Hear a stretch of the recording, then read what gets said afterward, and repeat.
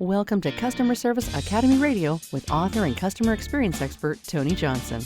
Tony will share his vision for successful customer service, leadership, and business excellence, and speak to some of the most impactful leaders in business today.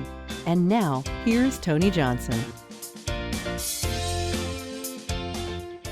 Hello everybody, Customer Service Academy is on the air. I'm Tony Johnson, your customer experience strategist and trainer. Today's episode coming to you courtesy of Ignite Your Service Training and Consulting and 4XI Global Consulting and Solutions. Truly, better together.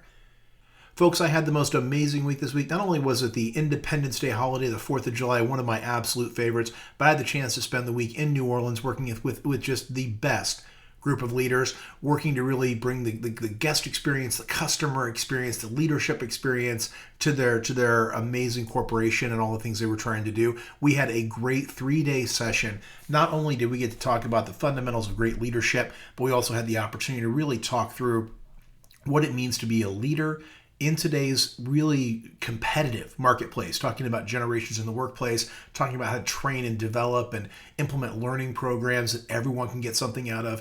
And it was a great experience. So just, again, very rewarding and home just in time to get the fireworks off.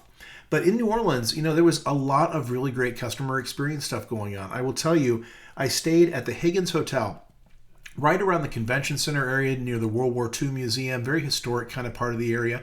They call it kind of the arts district, the historic district, really wonderful area. And I would tell you, had tremendous service at the Higgins Hotel. It's a Hilton Corporation property. It's a Curio. If you're not familiar, Curio does something really cool if you want to think about a brand. They find really great hotels, great independent hotels, local gems that are kind of quirky but really great.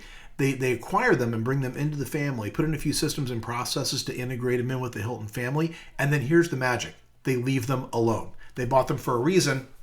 They bring them into the family because they've got something super cool going, but they want them to stay hip and different and not a cookie cutter. I mean, don't get me wrong. I love a Hilton Garden Inn, but if you've been to one, you've kind of been to them all. If you go to a Curio collection, you just never know what you're going to get. You know it's going to be amazing, but it's going to have some character to it. So really great service, great location, could stumble out and hit a dozen great restaurants. And that was really what I managed to do over the course of the time I spent in New Orleans. But again, great service, great location, beautiful. And because it's right in that World War II museum area, they've got kind of a relationship with the museum and everything's sort of tricked out with that. There's a lot of history and a lot of pictures and things to read and kind of take in. But it's a very immersive type of an experience. And then in the actual hotel itself, they've got the Rosie's Rooftop Bar. And it's kind of themed after Rosie the Riveter. So really, really great throwback to that. A lot of history about, all the manufacturing and things that happened during World War II and how kind of Rosie the Riveter was the poster person for that and really a part of inspiring the workforce. So just a lot of neat stuff there. So also a shout out to the Pesh restaurant, which is right in the area where I was staying. And they were doing a great job there. You want to talk about a workforce and a group of folks who work there who know the menu, make great recommendations, know a lot about the area and the history, and can give good kind of recommendations on other things to do and things to try off the menu. I will tell you that is a professional wait staff right there with really great hospitality there, ambassadors for the area, and just can't say enough good things about just the food on the menu. Had a delicious Creole chicken dish with field peas and bacon, and it was just wonderful. So, the fry bread, the cocktail selection, again, everything really, really well done. So Pesh Restaurant, if you happen to be around in that area, give it a try. I absolutely recommend. And again, a great example of a fantastic local joint with amazing customer service. So as we think about driving that amazing customer experience, and that's what really we're all trying to figure out, right? Is how do we drive those experiences that are going to engender loyalty and bring people back again and again. And in this marketplace right now, there is a lot of push toward creating a premium customer or guest experience. So let's take a step back. Forrester just released their customer experience index. They do it every single year. And it was kind of perception of 223 brands across 13 sectors. And again, every year they release this annual report. So once again, the customer experience rating of U.S. companies has hit a new low. If you look at inflation, if you look at the fact that AI and chatbots have had some fallibility as they've been introduced, not a shocker, but for the second straight year, it continues to go down, the overall index. So the score was 69.3 out of 100. It's the lowest since Forrester's index study was adopted and started doing its current methodology from back in 2016. That figure, just so you know, has fallen consistently. It hit a peak of around 72 in 2021. And before that, customer experience scores really had started to climb steadily from a previous low of 69.6. So as you can see, 69.3 this year, lower than 2017. So there was obviously a huge dip over the pandemic. We know that there was, supply chain issues, shipping delays, product shortages, understaffing, and the hope is that a lot of this would be in the rearview mirror. But consumers are becoming more and more skeptical. They really are that some of this stuff is ever going to get cracked again. And they really are seeing a lot of stuff out there that's really driving them crazy. You probably heard the phrase shrinkflation.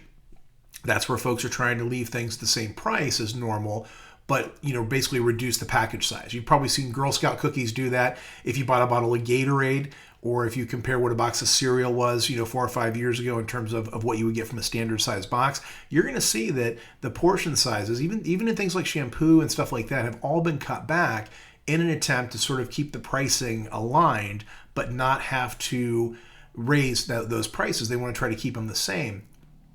So they've done that to keep prices the same and not have to raise them, but they've done it by obviously lowering the amount you're going to get in each box or each package. So it's kind of a game, but consumers are savvy to it. Now, it used to be you kind of get away with that, but now with shows like Good Morning America and all the news outlets, as soon as they jump on something like that, or even the TikTok army out there, right, going out and fleshing these things out. Or if you've been following a lot of social media, you might have seen the kerfuffle over Chipotle. The CEO actually went on and said that this whole kerfuffle on TikTok about the portion sizes is much ado about nothing. But now every news outlet, every TikTok newser, if you will, has gone out and really tried to film folks making their Chipotle bowls and burritos and kind of showing what they used to look like and what they look like now, and the fact the portion sizes have gone down. And, Chipotle used to be able to get away with kind of whatever they wanted, although they were famous. They used to have the big billboards that said they would make burritos as big as your head. And now with this whole idea of shrinkflation and portion control, the portion sizes don't look as good as they used to. And if you really want to see some dud-looking portions, look at what folks get when they try to put their order in online and either have it delivered or go and pick it up and maybe don't check it before they get home. That's a great place where we're seeing pictures of really, really lackluster portion sizes, and folks are noticing, and they're not bashful about letting the world know about it. So again, it is absolutely out there. And then if you look at the number of fees that get added onto things, the one I think of most is when I think about delivery fees. So if you use Uber Eats or DoorDash or Grubhub, any of those, you may order a $14 hamburger, but by the time you're done, when all is said and done, you start to look at all the fees, there might be a $5 delivery fee, a $5 restaurant fee, a $5 minimum tip, and then you add on, a tip on top of that to get someone to actually take your order and bring it over. And the next thing you know, that $14 hamburger is $35. And, it's one of those things where, it was really great during the pandemic. It was really great to have food delivered, especially when restaurants weren't open. Great way to support the local economy. But now folks are getting a little more frugal, especially with the economic downturn and inflation and all of those things. And no one's going to pay $35 for a $14 hamburger. The other day, actually, I was thinking about having something delivered, and I was feeling a little bit lazy, and I was going to do it. And I stared at all the fees at the end, and I thought, you know what? I'm going to get in the car and go get it myself. For $15, I'm going to go get it myself. And so not an uncommon thing folks are doing today. And if you want to look at some of the ones that are really getting it right, there are a couple that really top their list. Pet care company Chewy, they're on the top of the list for, I think, like the third year in a row. Their score did dip from 84.2 down to 81.2. But again, if you've done anything with Chewy, they are a fantastic company. They have the fastest shipping. I've got 2 King Charles Spaniels who need the kibble. And when I order that for them, a lot of times I'll put an order in on, let's say, a Monday or a Tuesday, and Wednesday it's on my front porch. It's like a day, and it's like $100 box of dog food, and weighs 50 pounds, but it shows up in a day. And so, just thinking about how Chewy really delivers on that, and the great work they do, and they're super friendly. You can set up auto delivery, all kinds of things with them, and it's really, really convenient way to get your dog food and get the things that your pets need. And they have really made the shipping and handling kind of free with a minimum order. It comes very quickly. If there's a problem, they resolve it just lickety-split. So, and you can tell if you ever go to their website or look at their social media presence, they really love dogs. They really love animals. They really love what they do. And it seems like they hire people who love pets and taking care of them. So there's a culture being built there. The EV maker Tesla, although they have had some hiccups in the past, they're really starting to prioritize service as well, and they are getting nearer the top of the list too. They're one of the companies that really significantly improved its performance, and they're going to kind of have to. If you think about the competition around electric cars, they won't be the only self-driving option forever. When you think about some of the things, in fact, I bought a Subaru Ascent the other day, and although it doesn't have auto drive like a Tesla, I'll tell you some of the really cool stuff, like kind of keeping you in your lane and the adaptive cruise control. For someone like me on highway driving, that's almost as good as a self-driving. Now, it won't exit and park you and do all the cool things that a Tesla does, but there's some really interesting technology that's kind of coming standard on some cars right now that are giving it sort of a run for its money. Again, I get it, it's not quite the same thing, but when you start to think about the fact that eventually the rest of the world's going to catch up and that hit factor is going to wear off, so now service will be really important. And I'll be honest with you, I've come into some Tesla dealers over the years. I go with my brother-in-law when he's picked his up and those kind of things. The service that's really received there at times is great, but sometimes is just ho-hum and okay. It's almost like they know they've got the market. So they're continuing to improve because they know they're going to have competition. They're really going to have to start working for it. And then when you think about Navy Federal Credit Union and USAA, some of those folks are tremendously great when it comes to great customer experience. And on the bottom of the list, shocker, Internal Revenue Service. They were not near the top of the list at all. In fact, they were near the bottom. And that's telling, right? I mean, no one likes to pay their taxes, but they actually tried to roll out some neat stuff this year, like free electronic filing and things like that. And it has really done nothing to improve the overall perception of the IRS. So again, probably no one really loves paying their taxes, and it's a tough road to improve the experience scores there. So if you want to know where the bottom of the list is, it starts with the IRS. No shock there. And one of the things that's continuing to drive this out there in the market right now is this whole idea of quality is being really, really tested out there. The perception of quality and the perception of ease of use are really bumming out customers and consumers in the marketplace right now. And so the effectiveness is falling by like 4% out there when you think about how effective brands are seen by their customers. And brands are also struggling to connect emotionally because they are not making things easy. And in today's economy, things are really seen as being hard and difficult and kind of over tweaked. So the more simple you can make an experience for your customers, the more likely they are to want to come back. Some other things to keep an eye out for. Poor leadership and the economic squeezes are really driving poor perceptions of experience. Workforce shortages, it really is one of those things where although things have gotten better, there's still a lot of data out there. There's still a lot of open jobs. And if you think about the hospitality industry, the service industry, where you really need people to look eyeball to eyeball with customers and take care of them, it really is a struggle to fill those jobs. Any place where you have a restaurant or a retail store, stuff like that, there is still a real struggle to get enough people to actually fulfill the jobs. Looking at technology, and if it's standing and delivering for your brand, the overall engagement and retention of employees once they are in the workplace is probably at an all-time low if you think about it. And then finally, customer expectations continue to change. So thinking about what they want, it is going to continue to evolve. And the very best brands know that they've got to continue to stay on point with what their customers want. So that's what's driving it, and that's sort of the state of the union.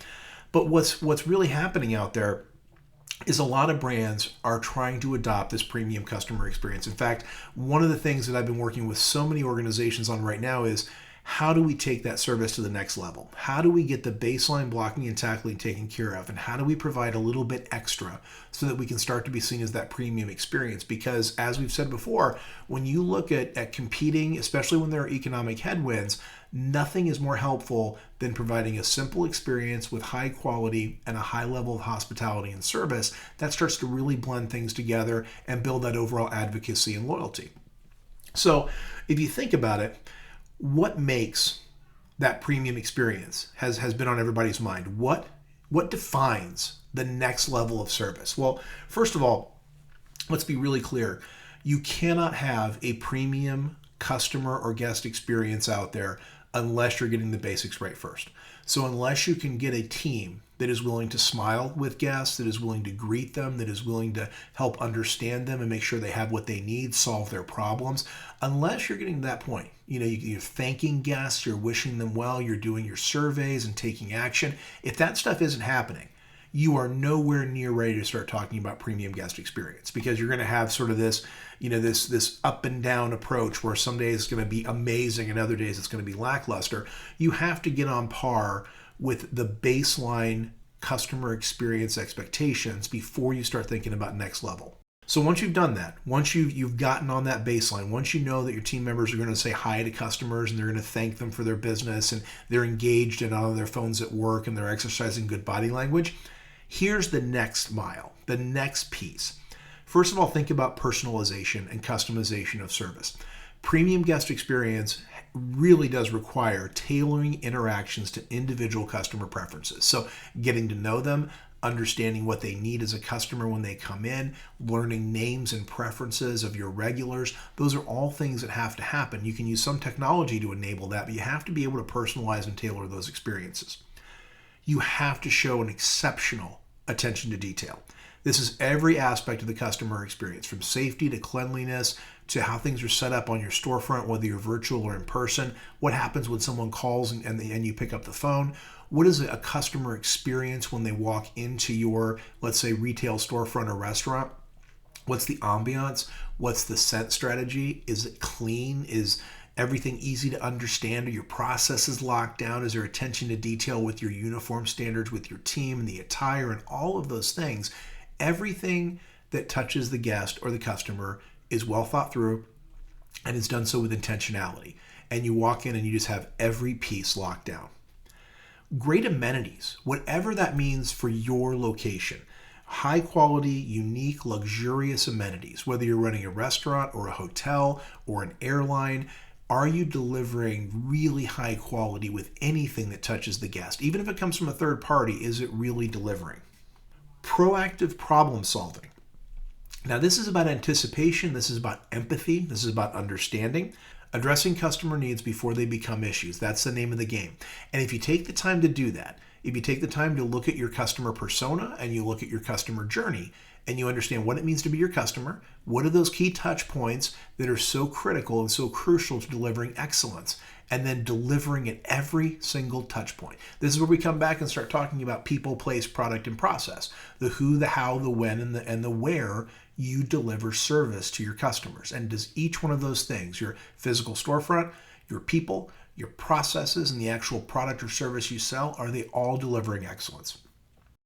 And then here's the big one: consistent excellence. You can't be a C+ today and an A tomorrow. You have to deliver those high quality experiences and go just about, let's say, 10 or 15% more, that 10% more that's going to set you apart. You get all the basics done and you do so every day, not once, not twice, not 100 times, but every single time. And then from there, you find little ways to really bump up the overall experience and every now and again deliver those moments of brilliance that will set you apart. How does all of this come to life? That's the big deal, right? This is the $50,000 question, right? It's easy to talk about strategy all day long, but how do you activate those tactics?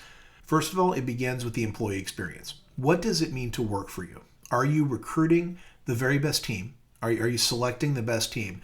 And are you developing them? Are you treating them well? Are you leading them with integrity and with efficiency and with empathy? And are you making it a great place to work? Are you an employer of choice? So the way you treat your team is how they're going to treat customers, and that's going to be the perception of your brand. So it begins by prioritizing that employee experience. Second of all, great learning and development, and thinking about what does that mean? Training and developing leaders at all levels of the organization, providing a great onboarding and continuous training and development to ensure that your team is well equipped, that they have what they need, that they understand their jobs. And then those soft skills like emotional intelligence and empathy, how to interact, how to speak, how to communicate. It's really nailing each one of those pieces. It's coming back to the basics, as we said before. Don't run until you've learned to walk. If you're not smiling at your customers and everyone's not in uniform and you can't get a full staff every day, do that first. Then think about delivering premium, but you've got to get the basics right. Are you accountable? And are you empowering your team to own hospitality and service?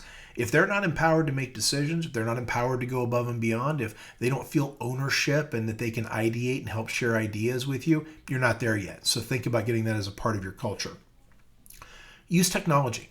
but not because it's shiny, not because everyone's saying AI and you want to say AI too. I mean, don't get me wrong, I love AI, but thinking about how do you use a great CRM, a customer relationship management system? How do you put that into place and into practice to drive personalized moments? How do you have that information on your customers that you need to make sure you can personalize their experiences without coming across as creepy? So understanding that technology is an enabler and putting it to work for you, whether it's systematizing things, whether it's processes, whether it's quality assurance, whether it's customer information, make technology work for you. You have to think about employee recognition. You have to think about rewarding excellence. What you reward will get repeated. And if you do not have a great rewards and recognition system for your team, build one, buy one, get one, create one. There's a lot of really great auto systems out there where you can actually bring some technology in to help you with it. There's also grassroots systems, the homegrown stuff you can do. The important thing is that you're recognizing and celebrating your team, that you're listening to them, and they have an opportunity to share feedback with you about your leadership and about the overall customer experience, and that they have a chance to contribute. So rewarding and celebrating and getting your team engaged and involved, nothing works if you don't crack that nut. And then finally, creating a feedback loop with your customers. So we talked about the feedback loop with your team, whether it's town halls or employee opinion surveys, whatever that something is, getting a chance to hear from them and then taking action on it. Same is true with your customers. You have to regularly gather feedback from them, and that could be what your team hears on the front line. Could be formal surveys, could be one-question emails, could be intercepts, could be, if you're in a restaurant, the old table touch where you go by and talk to customers and guests at their table. However you can hear from your customers, from your consumers, from your guests, and then take that feedback and do something with it. Really use it to drive decision-making and results. That's a powerful way to continue to advance the customer experience. And that will help you move from blocking and tackling into providing this premium experience that you're going to need to deliver in the marketplace and continue to engender customer loyalty and advocacy, which will drive sales growth. So overall, that's a lot to consider. But if you want to remain competitive, and with all the changes that are happening and all the economic headwinds we're facing and all the inflationary pieces and everybody looking to do more with less, the customer experience pieces, the employee experience pieces are going to be your growth engines. So first focus on that employee experience, then focus on your leadership experience and how they motivate the team, then move into the customer experience, because one fuels the other, and the ultimate output are loyal customers who spend more and spend more often. And that's what we're all looking for. So folks, that is our show. Don't forget to head over to my website and check out my amazing 6 Cannons of Customer Service. You can find that at igniteyourservice.com/learning. Head on over today and check that out. You can actually go right to my 6 Cannons of Customer Service, my latest virtual program, and download copies for yourself and for your team today. But until next time, I've been Tony Johnson, your customer experience strategist and trainer, reminding you to keep your customers and your employees at the center of everything you do, because that's where the most amazing things are possible. Thanks again for tuning in, and I will talk to you next week. This has been Customer Service Academy Radio with Tony Johnson. Tony is available to speak at your event, meeting, or workshop. Have a powerful customer-focused day.